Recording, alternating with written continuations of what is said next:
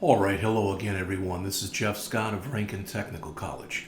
We've been writing Java programs to go along with the Starting Out with Java Early Objects 5th edition textbook from Tony Gaddis. Remember, we've gone through and the 16 chapters where the PowerPoints are already out there on YouTube. And I've written programs, one or more programs, for the following chapters. Chapter 1, 2, 3, 4, 5, 6, 7, 8, and 15. So right now, just to explain to you very quickly, I'm going to go over chapter 9. And in chapter 9, we're going to go over inheritance, and we're also going to start to go over exceptions. But I'm going to have the program throw a couple of system exceptions. Then in chapter 11, we'll go back for some of those exceptions and we'll rewrite those as user-defined exceptions. Now, I do want to mention one thing, and that is if I go out to java.sun.com, you've seen me do this before, and I go out to the Java APIs, and I'll just again pick this one, and I'm going to come down here and I'm going to try to find exception.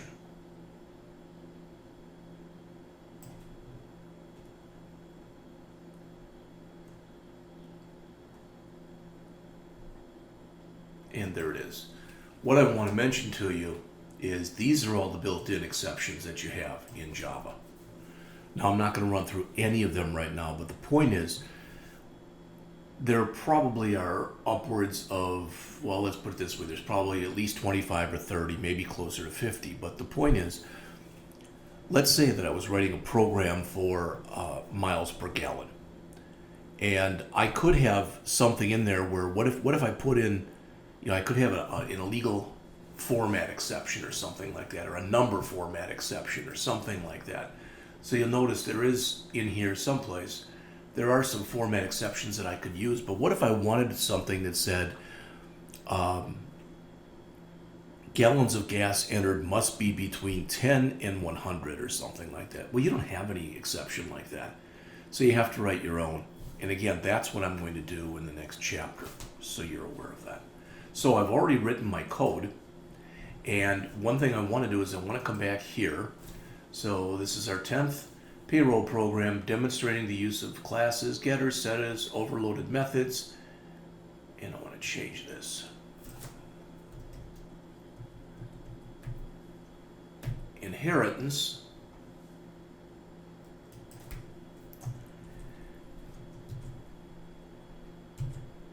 And system exceptions, taken from chapter 9 of our Gaddis textbook. So again, in this chapter, we will be going over built-in exceptions, for lack of better words. In the next chapter, we'll be writing our own exceptions. Now, again, this has been written, but the way that it's been written right now, I'm only calling things that work. All right? So as we start, just so you see this is a payroll class. And you'll notice one thing that we have in here that we have not had before. We've always said public class payroll. Now we're saying public abstract class payroll. And if you looked at either read the book and or you looked at the presentations I did on the PowerPoints, you'll know that if something is abstract like that, you can't create an object of it. It can't be nude, so to speak. So we won't have any objects of type class payroll. In fact, if I did, I'd get an error message. But we're going to have hourly, which is going to extend payroll, so it's a child of payroll. We're going to have salaried, which extends payroll. And we're going to have commission, which extends payroll. And in our demo, you'll notice that we'll create a valid salary, hourly, and commission. When we get to that point, I'll have to go and put in some other ones too to check our error conditions. All right, but now as we look at this, let's just take a quick look. So I've already mentioned the abstract to you, and just for whatevers, I changed this around a little.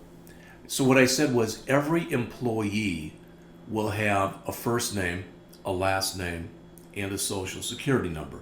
And that doesn't matter if that employee is an hourly employee, a salaried employee, or a commission employee. All right? So every employee of the place that we're talking about must have a social security number. When you think about it, that makes sense. Now, it used to be that you didn't have to get a social security number until you started actually working. And that was the case with me. When I turned 16 and got my first job, that's when I actually went and got my social security number. Today, I believe that most parents, when they're in the hospital with their child or children, they sign forms or do something where the child gets a social security number within a couple weeks after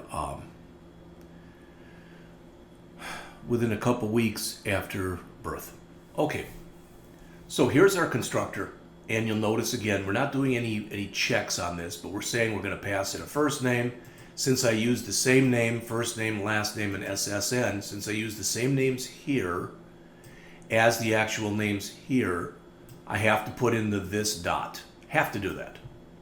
If I left them off, I wouldn't get an error message. It just wouldn't work correctly. All right, then we've got our standards. So here's our get first name, where we retrieve it. Our our get last name, where we retrieve it. Our get SSN. And that's interesting. Normally I put that up as a big SSN, but I didn't. And we're overwriting this toString method. And you'll notice in here we've got yet another way that you can format. It's string.toFormat. So that %s will say give me a string, and the string that it gets will be called from get first name. We get another %s, which will be the return value from the get last name. And we get another %s, which will be the value of get SSN. All right, now hopefully I've already got this. I think I've got it saved somewhere else, but I want to do this. I just don't like the way that looks.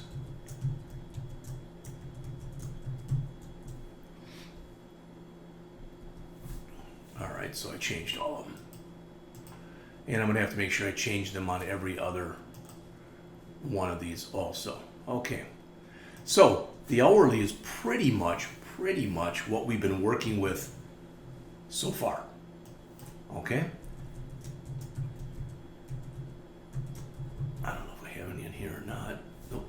Okie dokie. But if we look at what's in here, we've got our max non-OT rate, our OT rate, they're both doubles, min hours and max hours, which are doubles. So again, I could say in here, I didn't, but I could say declare and initialize program constants. All right. And declare instance variables. So every object that we create that's of type hourly will all share these and this, but they will each have their own hours worked and hourly rate, which makes sense because each employee would have that. All right.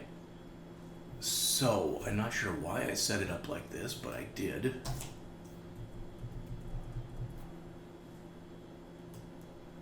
I like the way it looks much better like this when everything's on one line. So what this says is every time we create an hourly employee, we must pass in a first name, a last name, a social security number, an hours worked, and an hourly rate. And if you notice in our driver, here's our hourly employees. First name, last name, social security number, hours worked, hourly rate. Okay? First name, last name, social security number, hours worked, hourly rate.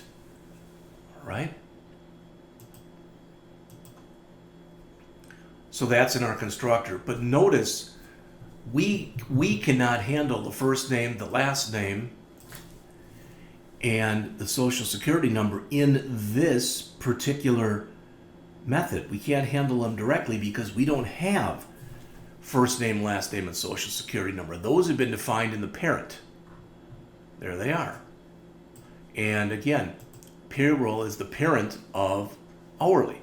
So when we create this, the first thing we have to do is we have to call super, which means call the constructor of our parent, which means call this constructor. And there's where we handle the first name, the last name, and the social security number. All right? Then we can call set hours worked and pass in our hours worked, and set hourly rate and pass in our hourly rate.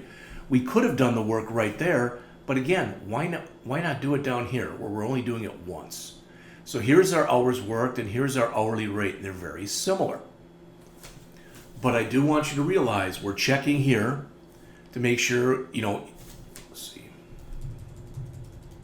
We'll put a comment here that says range check. All right. And we'll put a similar comment right here.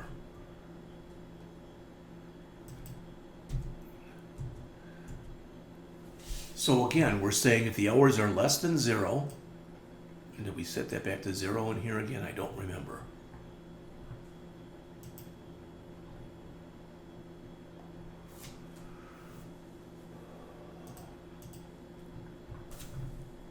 Yep. So min hours are 0, max hours are 84, min rate is 10, max rate is 100. I'm just tired of being so anal and lining all that stuff up. It works. I'm going to leave it the way it is. So if it's not within range, so if it's less than 0 or greater than 84, so notice what we're doing. We're saying throw this. So if we put in, and I'm going to try this, I'm going to put in 2 employees that both have hours that are out of whack, so to speak. All right, so I'm going to come in here, and where we have this hourly employee 1, no overtime, let's just say valid hourly employee, no overtime, valid hourly employee with overtime. So let's grab all of these, and then let's grab, so this will be hourly employee 1A.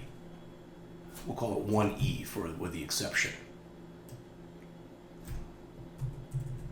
This will be called 2E, again for the exception. So we have Betty White. Let's have Snow White. We have Lewis Black. And then let's have Jack Black. And for Snow White, let's give her an hours that are negative first. And then let's give her an hours that are greater than the maximum. So this is out of range and this is out of range. Let's save it and run the program again. Well, you say it doesn't work. Yes, it does. Notice, hours worked must be between 0 and 84. The program blew up because what I told it to do in here is if there were an hours that were out of whack, throw this exception. And I'm not handling the exception right now. I'm not handling it. This is not in a try-catch block, which we'll talk about and hopefully demo in the next chapter. So when that happens, it blows up. So you'll notice it blows up here and it says on hourly line 33. So you can see that's right where it blew up. If I come back to the driver and I grab this line that we just put in and I comment it out, all right, and I run the program again, we again get this, but notice now, oh, it still says line 33. Oh, yeah. Oh, let's see. I'm trying to figure out why it would do that. Oh, it's still blowing up at the same place. It is. But the point is, what's blowing it up now is employee Jack Black. And notice if I do comment this out,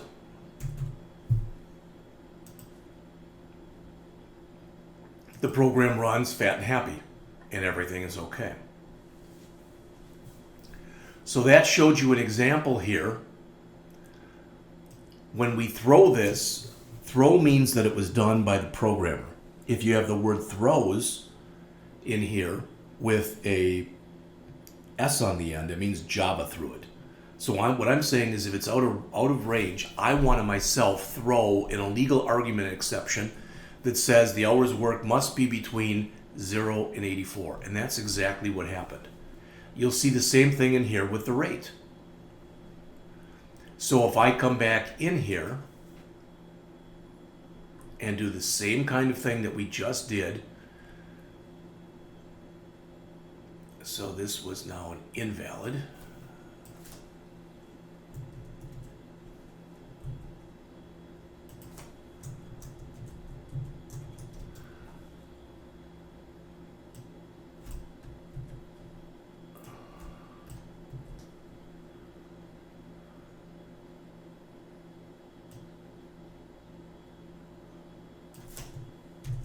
All right, so we did both those. Let's come back and let's grab this one. In fact, we'll grab both these comments again.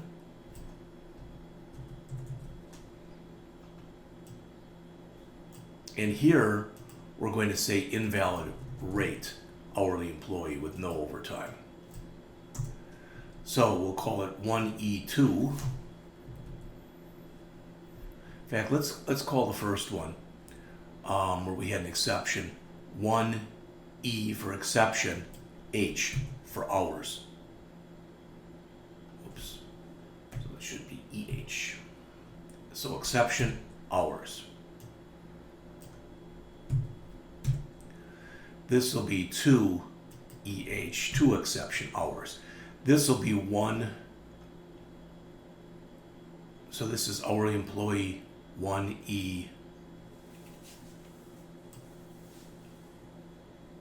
What did I do?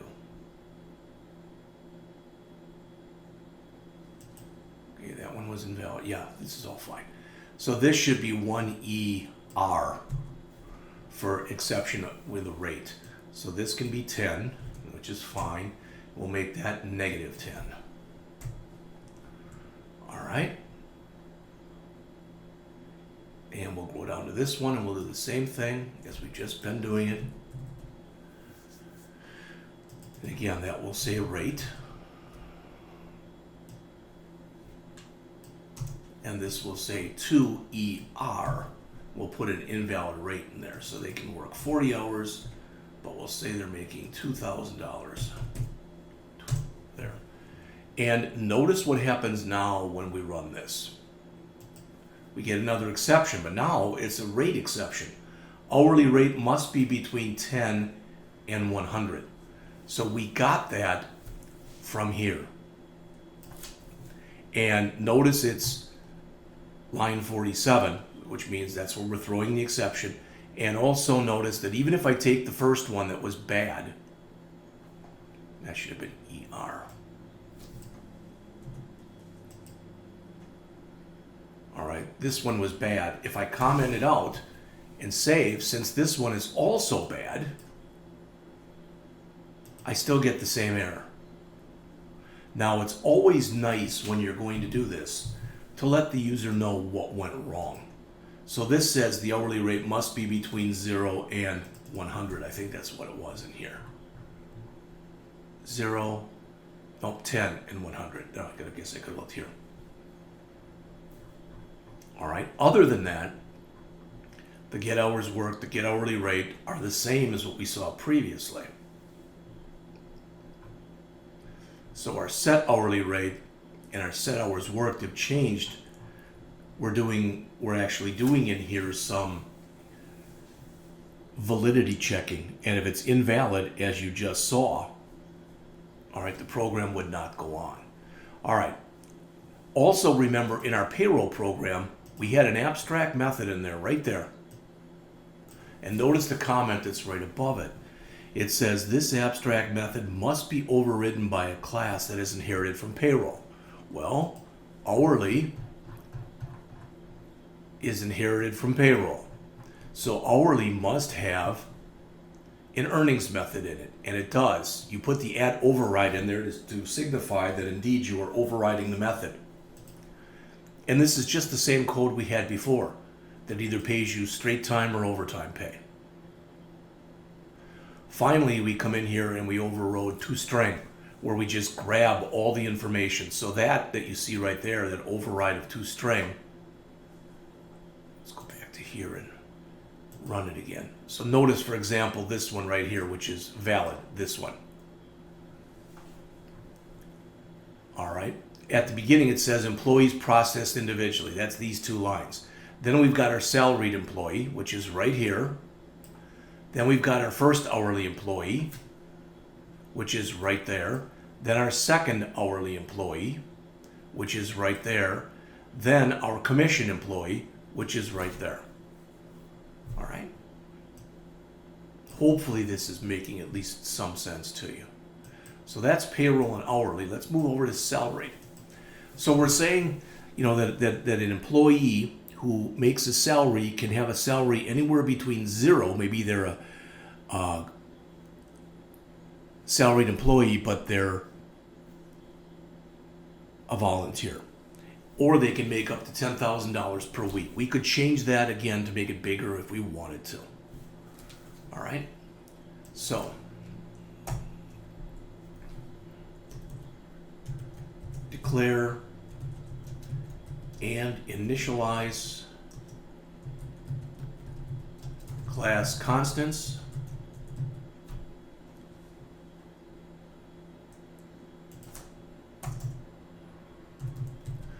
Declare instance variable. So each time we create a brand new employee of type salaried, they must have a weekly salary. So again, here is you're going to see so much similarity in this one and even in the next one between what we just did and what we're about to do. The ideas in all of these are the same.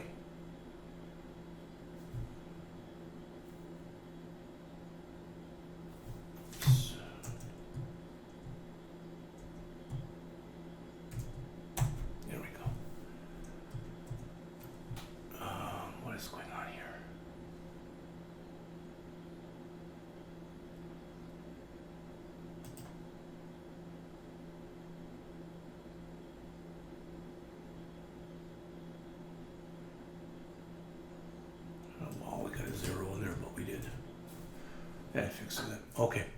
So here's our constructor. Again, we cannot handle first name, last name, or social security number in here because it's not directly available. It was declared as being private in the payroll class. So the only way we can get to it and set it is to use super. So again, that is a call. Super is a call to the constructor of the parent class, or payroll in this case. So payroll will handle setting the first name, last name, and social security number. Then we've got here set weekly salary. All right. So if it's less than 0 or it's greater than 10,000, here we've got weekly salary must be positive. That's not good. We're going to say must be between. It's always nice when you're going to do this to let the user know as much as possible when they make a mistake.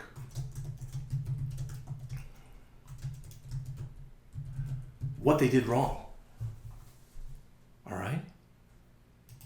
So what we're doing in here is if they put in a salary that's out of whack, that's either less than 0 or greater than 10,000, it should come back with this illegal argument. The program should stop right there, and it should basically say, hey, the salary must be between 0 and 10,000. Well, we're not checking in here any bad. We just made our checks in here and then commented them out. For valid, no overtime. Invalid for hours. Invalid for rate. All right, valid. So let's come down to where's our salaried employee? Right here. So that's a typical salaried employee. So let's I'm going to get errors because I got to fix this. So this is employee 1, exception salary, and this will be 2, exception salary. Okay, so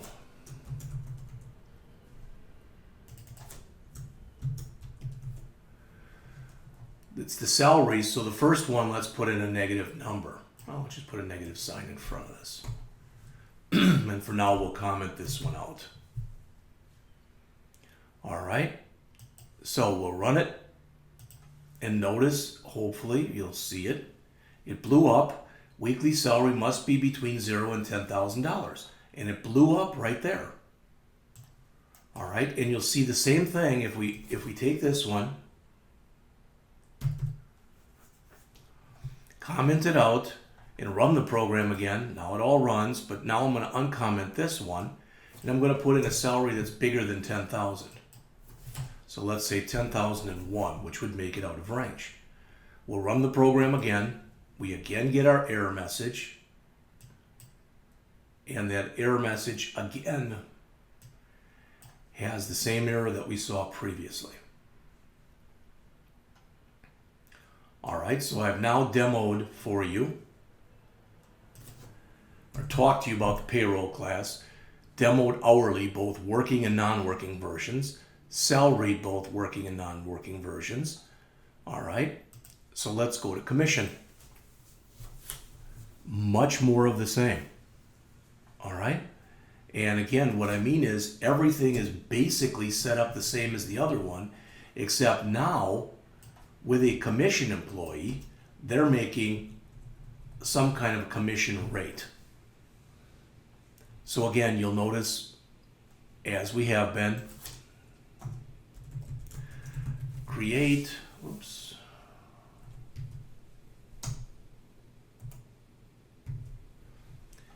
and initialize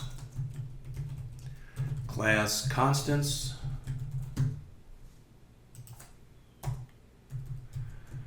create instance variables, and those are our formatters. Notice here, this is using a number format. So not only did we import decimal format, we imported number format because that's automatically going to put the percentage in there for us. Just another way that it can be done. And there are so many ways that these things can be done. I'm not foolish enough to come in here and claim to any of you that this is the best way of writing this program. Rather, I'd say this is a way of writing this program. Whether it's the best or not is really, in the end, it's irrelevant. It's the way that I wrote it. All right. So our sales and our rate, you can see right there, min sales are 0. We didn't put in a max sales. Min rate was 0 and max rate was 25. So again, we call the payroll classes constructor with a call to super. And as mentioned previously, what that is going to do is that is going to handle the first name, last name, and social security number setting of those inside of payroll here. So it's going to basically handle everything in here. All right. Set sales, again, if it's less than the minimum, we just say it must be greater than or equal to whatever that number was. All right, for the rate, if it's less than the minimum or greater than the maximum, all right, we again throw an error and say that it must be between those two rates. For the earnings, it's sales times rate, and we've again overridden the toString method. So if we come back into here and we look in our driver, okay, and I'm going to copy these, and this first one we'll comment out. So this will be commission employee 1, exception Boom, boom. First thing that we checked in there that could have been out of whack was sales. And sales must be between, we don't even have a minimum sales. Yep, min sales is 0. So we'll give them a sales here of negative 5,000. All right. Remember, the last thing we got in here was a weekly salary, so we're not in there anymore. So let's run the program. Oopsie.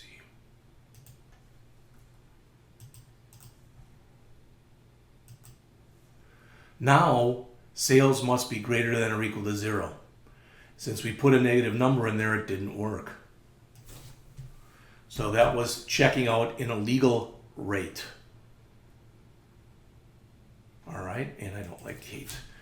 The Milwaukee Bucks, and I'm from Milwaukee, used to have a player named Michael Red, and that actually is how he spelled his name.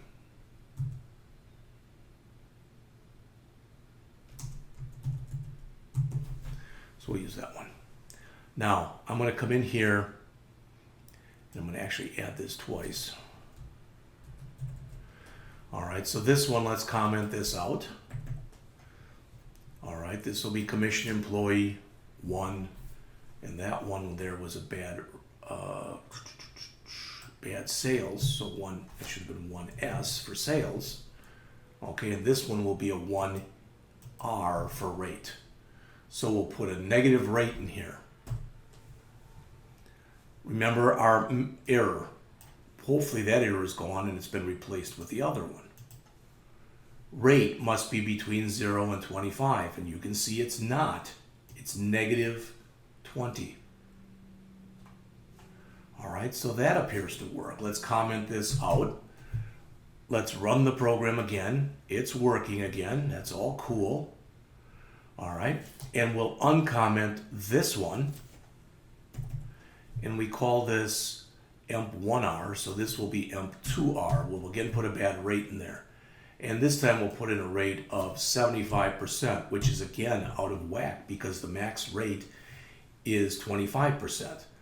So let's run it again. Well, that's interesting.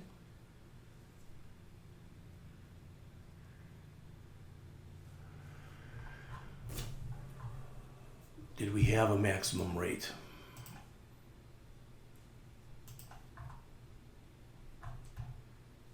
Driver, it'd be here. Max rate. Oh, that shouldn't have been 25% like this. That should have been 0.25. That's 25%.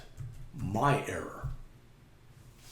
All right, programming error on the instructor's part. So now when I come back in here, with that being set, and that being set, let's make sure we didn't break what was in here originally. So let's get rid of that.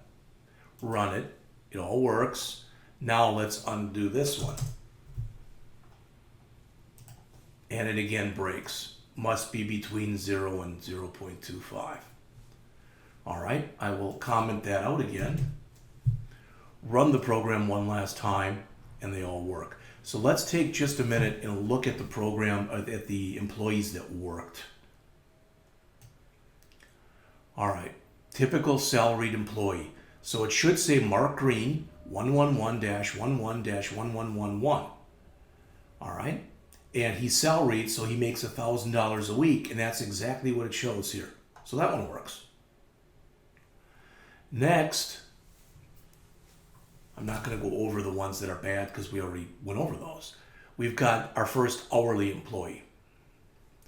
All right. So it should say Betty for the first name, White for the last name. There's the social security number. She worked 40 hours. She made $10 an hour, so she has no overtime coming, and it should say $400, and you notice it does. Now, that's on me. I'm looking, and when I did that in here, I didn't do my formatting, so I really should go back and format the hours worked, but I didn't, and it's okay. Then we had Lewis Black. There's the social security number. He worked 50 hours. So he's got overtime coming at $20 an hour. So it's 40 times 20, which is 800, plus 10 times 20 plus 1.5, which is 300. And you can see his pay is 1,100. So that worked. Then finally, our commission employee, Kate Red, there's her social security number. She worked her sales were $5,000. Her commission rate is 20%. So 20% of $5,000 is $1,000. Now, two ways that this program could be improved. Number one is what I had just mentioned to you. In other words, one way that this program could be improved would be, kind of lost my train of thought there for a second. But we said two ways that the program could be improved. One way would be to add final totals on the end here, and we didn't do that. All right. The other way, and the way that we're going to improve it in the next iteration of this, is we could have come in and instead of, for each one of these, writing generic error messages,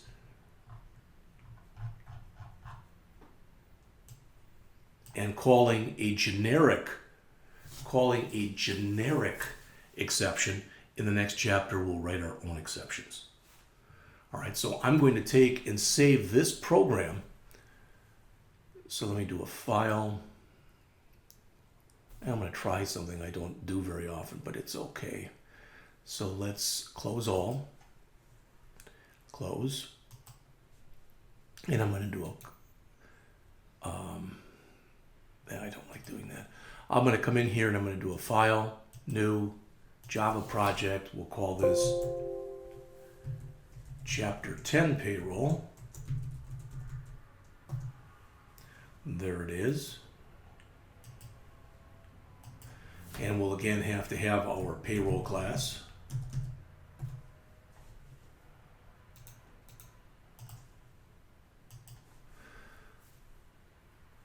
We will have our hourly class.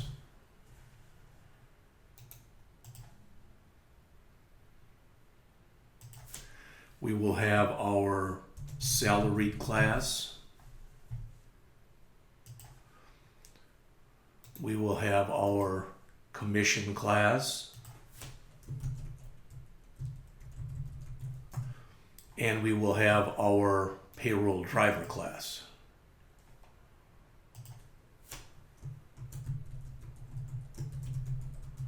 All right, same stuff we had before. And I will quickly go in here so you can watch and see there's nothing up my sleeve, so to speak. There's that payroll class.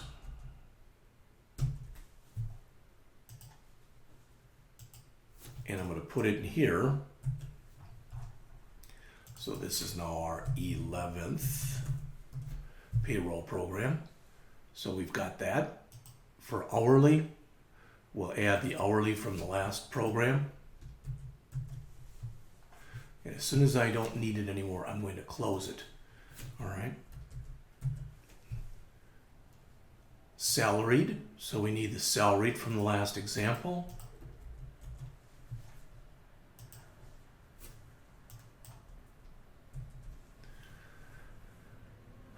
Commission.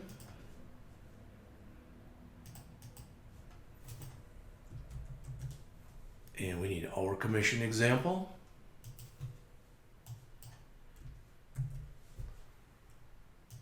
And finally, payroll driver.